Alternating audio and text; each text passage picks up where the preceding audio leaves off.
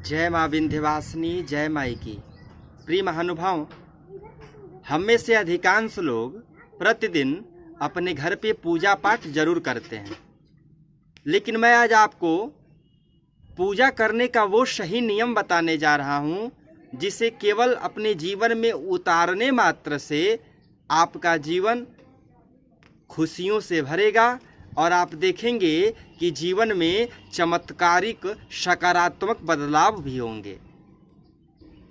प्रिय महानुभाव, हमारे सनातन धर्म में 5 देवताओं की पूजा का विधान बताया गया है। वो देवता कौन कौन से हैं?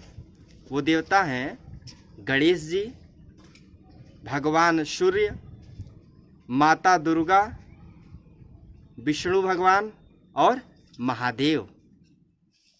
इन 5 देवताओं की आराधना सनातन धर्म में प्रमुख मानी गई है। इसलिए हर मनुष्य को प्रत्येक दिन इन 5 देवताओं की आराधना जरूर करनी चाहिए। अब कुछ सज्जन ये कहेंगे कि गुरुजी, मेरे इष्ट तो हनुमान जी महाराज हैं, या कुछ सज्जनों का ये भी कहना होता है कि उनके जो इष्ट हैं उनकी श्रद्धा केवल उन्हीं पर होती है, इसलिए वो अन्य देवताओं को समय नहीं देना चाहते।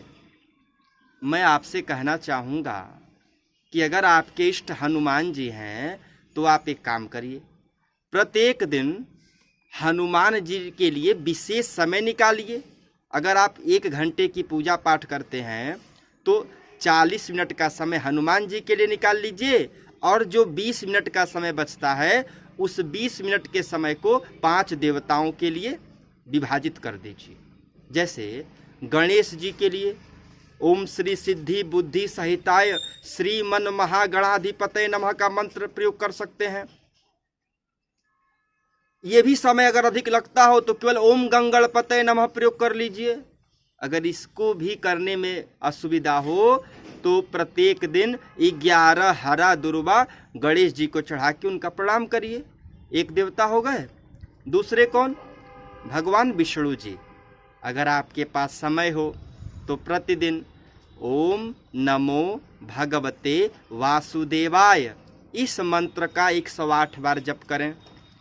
इसे करने में भी असुविधा हो रही है तो केवल ठाकुर जी की आराधना कर लीजिए, यानी उनका केवल ध्यान कर लीजिए, उनके चेहरे को केवल याद कर लीजिए और ठाकुर जी श्री चरणों में प्रणाम कर लीजिए। या ओम विष्णवे नमः, ओम केशवाय नमः, ओम नारायणाय नमः, ओम माधवाय नमः, यही कह के ठाकुर जी का प्रणाम कर लीजिए। तीसरे देवता पे आते हैं महादेव जी। समय हो तो महामृत्युंजय मंत्र का प्रतिदिन 1 माला जप कीजिए। न समय हो तो केवल ओम नमः शिवाय का 108 बार जप कर लीजिए। वो भी नहीं समय है तो भगवान शिव केवल जल से ही प्रसन्न हो जाते हैं। भगवान शिव को प्रतिदिन 1 लोटा सादा जल और 1 बिल्वपत्र चढ़ा दीजिए, शिव जी प्रसन्न हो गए। चौथे देवता हैं सूर्य देवता। समय हो तो प्रतिदिन 1 माला गायत्री मंत्र का जप कीजिए या आदित्य हृदय स्तोत्र का पाठ कर लीजिए। वो भी समय न हो तो केवल भगवान सूर्य को गायत्री मंत्र पढ़ते हुए जल दे दीजिए। 5वें देवता है माँ दुर्गा जी। आप उनको मैहर की शारदा कहिए, विंध्याचल विंध्यवासिनी कहिए, जिस नाम से पुकारिए।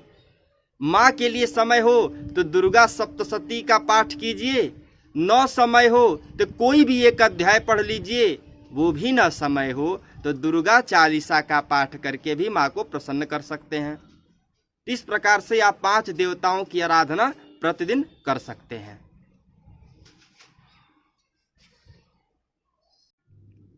प्रिय महानुभाव, इन 5 देवताओं के अतिरिक्त अगर कोई आपके इष्ट हैं तो आप उन इष्ट के लिए विशेष समय निकालिए और इन 5 देवताओं के लिए जैसा मैंने बताया है उस अनुसार आप समय निकाल सकते हैं। अगर आप इन्हीं 5 देवताओं में से किसी को इष्ट मानते हैं तो और अच्छी बात है। जो आपके इष्ट हों आप उनके लिए विशेष समय निकालिए। 1 घंटे की आराधना है तो 40 मिनट अपने इष्ट के लिए और बाकी का 20 मिनट इन अन्य देवताओं के लिए। इस प्रकार से सही नियम पूर्वक पूजा पाठ करने से जीवन में सकारात्मक बदलाव होंगे। पूजा पाठ करने का समय मनुष्य को प्रयास करना चाहिए कि प्रतिदिन ब्रह्म मुहूर्त में ही पूजा करनी चाहिए।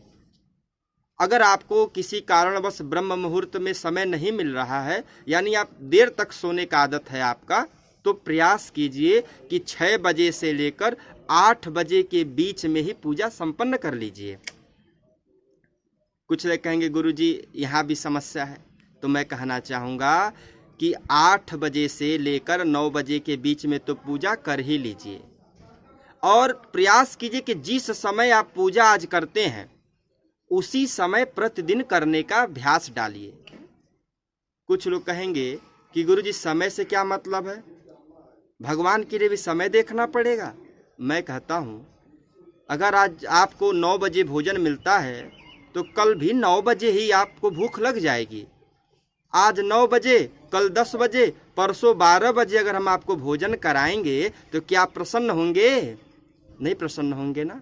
इसलिए प्रयास कीजिए कि जिस समय आपका पूजा का समय हो प्रतिदिन वही समय आपका निर्धारित होना चाहिए। पूजा रूम में अपने से बाएं साइड में दीपक जलाना चाहिए और दाहिने साइड में ही भगवान की मूर्ति का स्थापना करना चाहिए। पूजा करने से पूर्व धूप, दीप, नैवेद्य भगवान को जरूर अर्पित करना चाहिए। भगवान को कोई पुष्प जरूर चढ़ाना चाहिए। पूजा रूम में खाली हाथ कभी नहीं बैठना चाहिए। पूजा करने से पूर्व आचमन कर लेना चाहिए। अगर आचमन करने में आपको असुविधा हो या जटिलता महसूस होती हो तो कम से कम प्रणव का उच्चारण जरूर करना चाहिए, जैसे ओम।